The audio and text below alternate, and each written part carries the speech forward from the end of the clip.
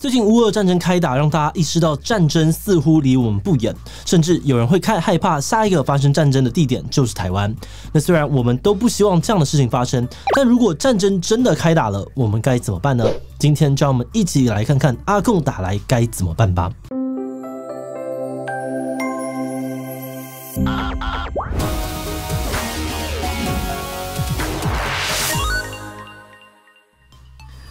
Hello， 大家好，我是志祺。最近几年，随着中国的势力越来越强大，台湾有可能是下一个开战点的传言一直都没有停过。在乌俄战争爆发之后，许多人也开始担心中国会不会跟俄国一样真的发动战争。因此，解放军是不是会攻台？中国会怎么攻击？台湾能撑多少天？美军会不会出动？都是大家议论纷纷的问题。再加上许多当过义务役的人都觉得自己没有学到能够上战场的能力，当兵时常常都在拔草或者做一些不确定要干嘛的资料，这些印象都让大家真的要面对战争时，心里面会更加的恐慌。但只有恐慌似乎也不是办法。阿共打来怎么办？这本书就是要告诉大家，我们以为我知道，但实际一无所知的台海军事常识。而我们这一次也会分成2集来跟大家介绍这本书。而今天的这一集呢，主要想跟大家分享的就是那些常见的攻台战术是不是真的合理。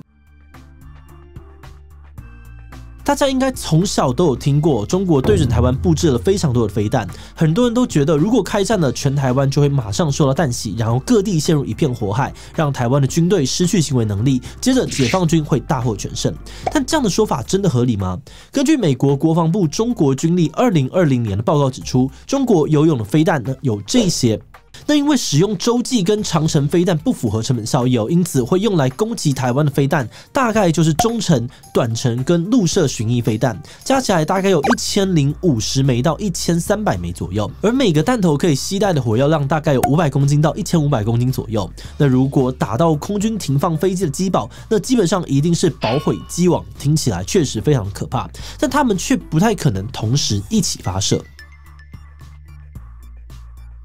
首先，一枚飞弹要能够发射，装备的拆卸、组装、运输、测试都很重要，也非常的依赖铁路还有公路的畅通。那通常全营呢要能够完成作业的时间都会超过10天，而这段时间就是我们能预警甚至发动先制攻击的机会。再来，根据目前可掌握的数据，解放军的短程跟陆射巡弋飞弹分别有250跟100个发射器，而这些飞弹的射程都在台湾的反制攻击范围内，所以很有可能中共的飞弹还没有发射完，飞弹的发射器就会先被我们攻击了。而且，就算我们以最坏的状况来看，让解放军一次能够成功发射500枚飞弹，台湾重要的陆海空基地以及行政指挥节点又有67个地方要打，这就代表解放军平均每个点只能够用7个飞弹来轰炸。但如果我们以战争初期最需要被先破坏的飞机跑道来看，一条长3700公尺、宽60公尺的跑道，根据估算最少也会需要12到18枚的飞弹才能够被完全的瘫痪。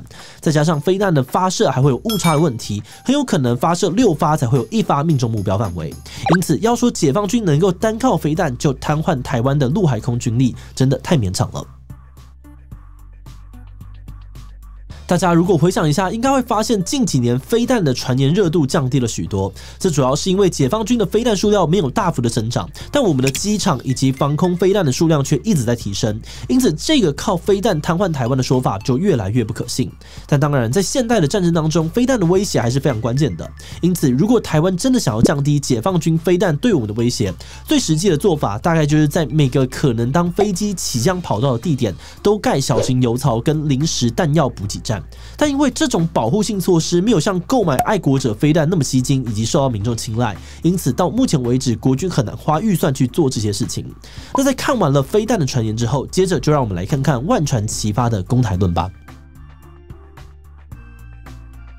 作者提到，万船齐发也是一个万年不败的谣言，主要就是因为我们对于中国树大就是美的印象坚不可摧。大家的印象呢，就是中国的军力有数百万，也有成千上万的渔船。如果每艘船都载满了士兵，那就会有数十万的解放军可以登陆攻台。就算不用什么高科技武器，光人数就能够淹死台湾。但这个传言要能够成真，要有4个面向需要一一的突破，那就是人、载重、防御力跟环境。首先，想要用人海战术淹死台湾的话呢，同时时到达台湾各地的船跟士兵一定要够多，但码头能停靠的渔船量有限，渔船能够载的士兵数量也有限，甚至士兵要能够一个一个上船也都会需要时间，这就会让中国能够同时出发的士兵人数有一些限制。而再来，每艘船的载重有限，小型渔船呢大概只能够载人，中型渔船放台轻甲车呢就很吃力了，就算是大型的渔船也没有办法载坦克。但我们就先设想他们的坦克有办法来好了，台湾能够运送重型装备的港口也没有几个，大概就只有苏澳、基隆、台北、台中、安平以及高雄港而已。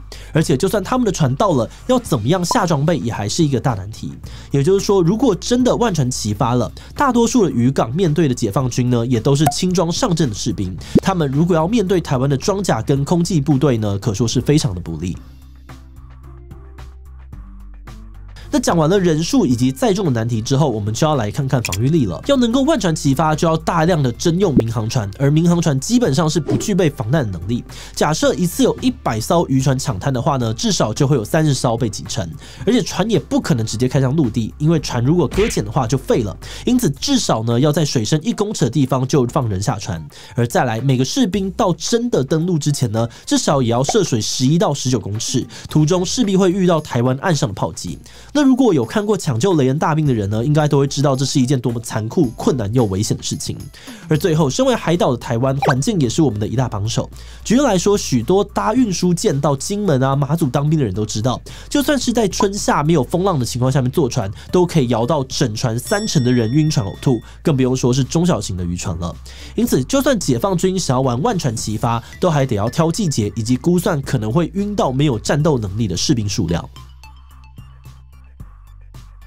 那接下来还有一个万年不败的经典传言那就是封锁台湾论。这个论点主要是认为解放军根本不用动武，光靠封锁台湾就能够让台湾完蛋了。只不过要封锁台湾真的有这么容易吗？因为台湾是海岛所以要封锁台湾的话，解放军就一定要需要动员空军跟海军。那我们先假设一下，如果在解放军执行封锁任务的时候，他们的雷达上面突然出现了一艘不明船只的话，他们该怎么办呢？是友善的上前询问对方的国籍，不是台湾的船就放他走，还是不管3721有船出现就把它击沉呢？这个问题大家不用想太久，因为这2个选项其实都不合理。第一个的问题呢，出在于如果真的是要帮台湾送物资的船，他们不会乖乖的跟解放军报告；而第二个的问题呢，则是出在于解放军如果打到其他国家的无辜商船，那解放军要面对的敌人就不会只有台湾了。因此，解放军如果真的想要封锁台湾，他们只能够勒令船只转向，并警告他们说，如果你不转向，解放军就会炮击你的船只。但问题就在于，每天通过台海周边的船可能有上千艘，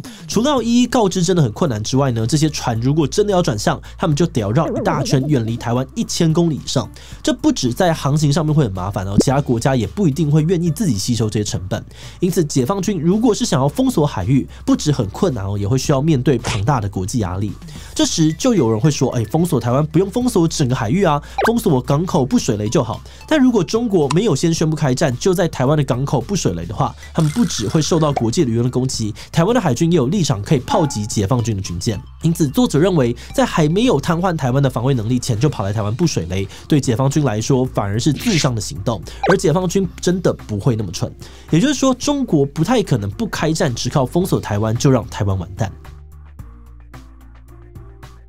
看到这里，不晓得大家对这本书的内容有什么样的感觉呢？我们在看的时候，偶尔会疑惑说，真的是这样子吗？毕竟过去大家在谈战争的时候，脑里面最常出现的画面，除了炮弹狂炸以外，大多都是军队大量的侵入然后在街道上面攻防插旗，也就是所谓的陆战的场景。不过以台湾来说，陆战要能够发生的前提，就是解放军要先在海空战场取得优势，不然连登陆都做不到，也不会有后续的陆战。那当然，有些专业的人士批评这本书呢，有些地方评估还是稍微乐观，但专家们大致上面都同意，解放军要单靠武力拿下台湾，并没有大家想象中的那么简单。换句话说，许多共军攻台的说法，一经解析就会发现，很多都只是异想天开，经不起考验。但如果这些传言都那么的经不起推敲，他们又为什么会出现呢？作者认为，这主要是因为这些传言虽然不真实，但杀伤力却非常的强大，因为它可以让没有能力辨别的人成为失败主义者，而这样的状况也真的已经造成了影响。许多网友都会在还没有发发生任何事情前就已经决定放弃抵抗，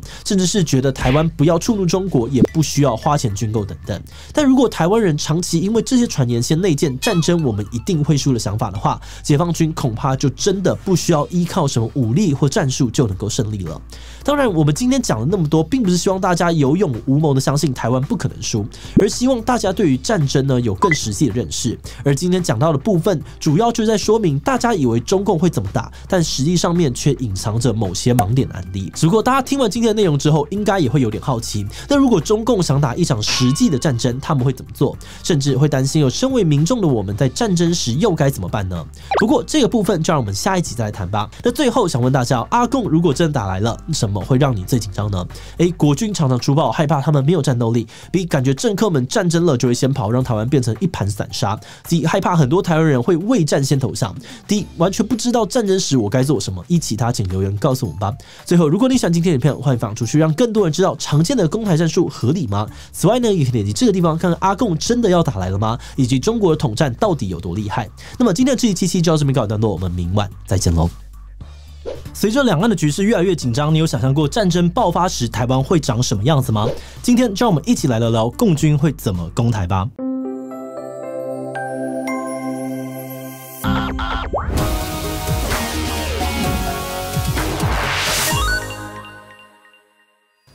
Hello， 大家好，我是志祺。上一次我们介绍了常见的攻台战术之后，发现了许多盛行在台湾的攻台传言，其实有很多的盲点，中共根本不太可能用那些方式攻台。只不过传言是假的，不代表战争不会发生。如果今天中共想要打一场实际的战争，他们到底会怎么做呢？今天我们一样会透过《阿共打来怎么办》这本书介绍给大家，阿共如果打过来了，一定会有哪些阶段，以及我们又该如何应对。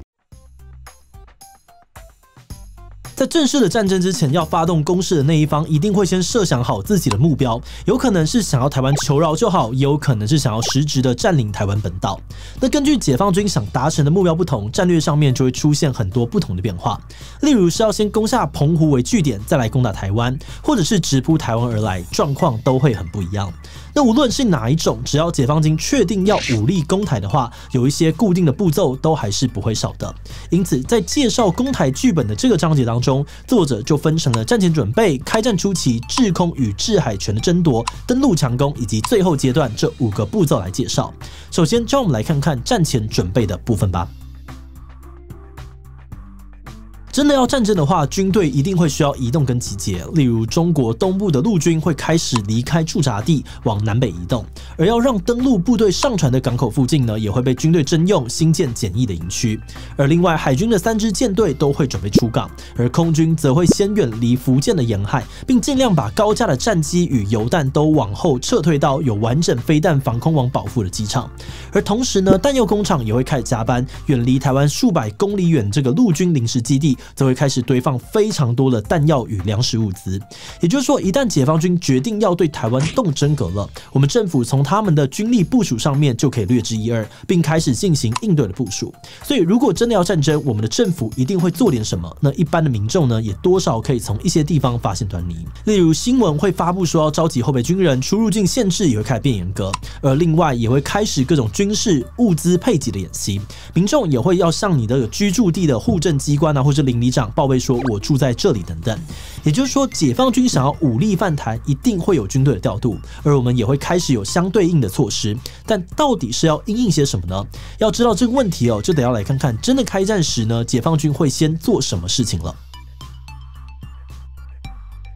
如果要开战，解放军的第一个手段一定会透过投飞弹来削弱台湾的海空力量，主要就是希望让台湾的反制飞弹无法发射，而战机跟跑道也被摧毁大半，这样子解放军的空军才有办法拿下制空权，进行后续的对地打击，例如破坏陆军重型装备、歼灭能够出海的海军等等，好让他们的登陆部队取得更多的优势。因此，中国飞弹要攻击的目标主要会集中在各军事基地、电厂、变电所以及重要的桥梁与道路这3大类上面，基本上不太可能会失心疯把珍贵的飞弹浪费在民用设施上。因此，在这个时期，一般民众最重要的就是不要动，尽量不要出门，好好的在安全的地方躲飞弹，但就很有可能会面临断水、断电还有断网的状况。那在飞弹攻势之后，就要进到这个制空、制海权的争夺战了。我们上一集有讲到，飞弹的发射一定会有误差，因此要精准的对地轰炸，基本上都需要由战机来进行。那他们最重要的任务就是要让台湾的军政要地完全失去功能。因此，谁能够掌握说这块天空任我飞，谁就能够取得很大的优势。这也就是制空权的抢夺。那解放军会怎么抢呢？他们主要会透过数百艘的大小舰艇，在台湾的南北海域张开这个防空网，来限缩台湾空军的攻击范围，直到中国的海军可以靠近台湾的陆地。听起来好像很简单哦，但别忘了，这些解放军的战机与船舰也得要面对台湾军队与飞弹的攻击。因此，根据目前台湾的武备来看呢，解放军要拿下台湾的制空与制海权，至少需要1到2周的时间，甚至拖到数月都有可能。那时间拖得越久，代表解放军就必须要承受越大的损失。因此，只要撑过他们的临界点，他们势必也需要暂时休兵。但这个阶段能够撑多久，重点就在于台湾的防空能量了。在这个部分，台湾常年发展的对舰与对空飞弹系列就是我们的主力。而另外呢，让台湾的陆海空三军都具备足够的对空攻击能力，也是极为重要的关键。因此，作者说呢，他近2年来参加军坛之后，都听到不同军种的碎碎念，希望有预算能够加强自己的对空打击能力。那话说回来如果我们不幸在这个阶段失守，那战争就会推进到下一个阶段——登陆强攻。到了登陆强攻的阶段，就是连台湾的一般人民也有可能会直接面对到敌人的时刻了。因此，这本书呢也很清楚的介绍，如果解放军要登陆，到底会怎么登陆，以及登陆后他们会想要干嘛。首先，解放军要登陆台湾，一定得要先控制港口，还会需要清掉周边数十公里的范围来作为安全线，要不然现代的武器要在10几公里外摧毁皮薄这个运输舰，并不是太困难的事情。如果被摧毁的运输舰还刚好是在靠港，那解放军可能就笑不出来了。因为它可能会挡住后面的所有支援，重装备没有办法上岸，基本上解放军也不用玩了。因此，如果他们想要顺利的登陆，前期一定会先努力的敲掉台湾所有的防御。而至于他们会从哪里登陆呢？最适合登陆的地方通常是海滩，以北部来说的话呢，就是北海岸，目标会是基隆港或者是台北港；而中部可能会是台中港或是云林的麦寮工业港，而南部则是台南安平港。其中呢，很多国外的兵推都认为台南的安平港附近是首选，因为那是台湾少数海滩特别宽广的位置。那对于一般民众来说，解放军从哪里登陆，你要应对的方式可能就不一样。如果他登陆的地方或是他进攻的路线就是你家附近，那通常呢就会先被政府要求撤离，不然很危险。那如果是住在一般民宅区，却遇到要饮水粮食的解放军的话呢，普通老百姓们就乖乖听话配合就好，不太需要跟他们对抗。作者在这本书中指出呢，正规的战略研究者们通常会习惯从一个国家的武器去分析他们可能会用的战术，并推测整体国家的战略格局。所以这边呢，我们可以从台湾买了什么样的武器，来看看我们的政府对战争做了哪些防御准备，甚至进一步的推测后续战争的状况。例如，台湾买 M1 坦克，那一定呢就会提高解放军登陆的难度，因为以中国的状况来说好了，目前他们登陆部队可以送上来的坦克都是中型以下的，遇到 M1 就是被推下海，没有任何的侥幸。所以中国解放军呢，势必就得先要在制海制空权的部分取得全面的成功，并顺利的掌握港口，他才有办法把更具有威胁力的坦克送进台湾。而另外，台湾拥有的100多架攻击直升机，从世界的角度来看呢，密度也是非常的高，高火力跟机动性的支援，完全是针对解放军登陆的少量坦克以及可能运用的气垫船。而再来，近年美国出售给台湾的海马斯多管火箭，射程涵盖全台，我们的国军根本不需要移动，只要躲在山区林间就可以攻击滩头的解放军登陆部队。而且如果更改弹头的话呢，还可以攻击中国沿海的登陆部队，这等于是颠覆了中国以往对台的战略想象。最后再加上美国常年协助建立的空对空飞弹、防空飞弹与反舰飞弹网，都让现在的台湾不只是消极防守而已，更可以说是攻势防御了。也就是说，在武力的部分，国家一直都很努力的在布建，只不过还有一项非常关键的事情，台湾却一直都没有在做。作者在这本书中指出，台湾最缺乏的可能就是演习了，特别是民防演练，台湾数十年来都没有做过，主要是因为大规模的军民联防演练呢，非常的耗时间成本，对经济也一定会造成影响。民选的政治人物通常不愿意为此得罪选民，甚至是各个立场的人呢，也都不支持民防演练。例如，主张要对抗中国到底的，不少人呢都会觉得，这种演练呢可能会暴露台湾的准备不足，影响民心士气。而亲中的这个反对派呢，则会说这种演练呢代表执政党想要挑衅对方，最后一般民众则是不希望生活受到影响。因此，这种应该是全民国防基础的演练，就连纸面作业呢都没有做好过。但作者呢也提醒大家，要避战呢就得先备战，这是千古不变的道理。这次在看完这本书之后呢，真的完全扭转了我们以前对这个军事的认知。以前我们对于军事国防的理解，通常都是来自于军训课，又或者是当兵经验。通常都会想说啊，如果中国真的想要开战，那台湾应该会被打趴，又或者是觉得中国不敢打过来吧，应该是怕被美国打。那当然，事后来看，这样的认知并不完全正确。那我们自己反思哦，之前之所以这么怕，很可能是因为掌握的资讯不足。例如，我们不知道一场战争可能会怎么打，有哪些阶段，用哪些武器，也不知道自己在各个阶段可以做什么事情来应对。我们通常会知道的就是自己不会操作飞弹，不会开坦克，不会用枪，只会扫地写资料。担心这样的自己，如果真的走上了战场，应该很快就会被当成炮灰。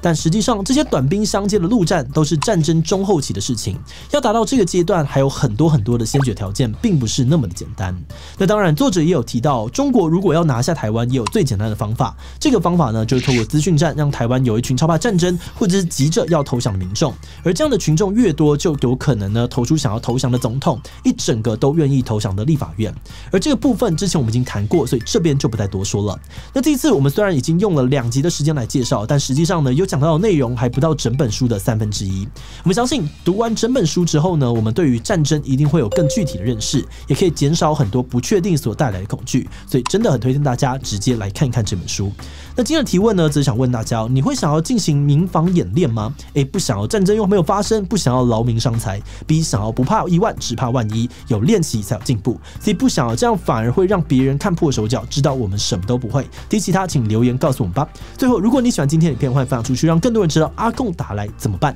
此外呢，也可以点击这个地方看看第1节的影片，以及这本书的共同作者沈博洋跟我们分享面对资讯战该怎么办。那么今天的这期就到这边告一段落，我们就明晚再见喽。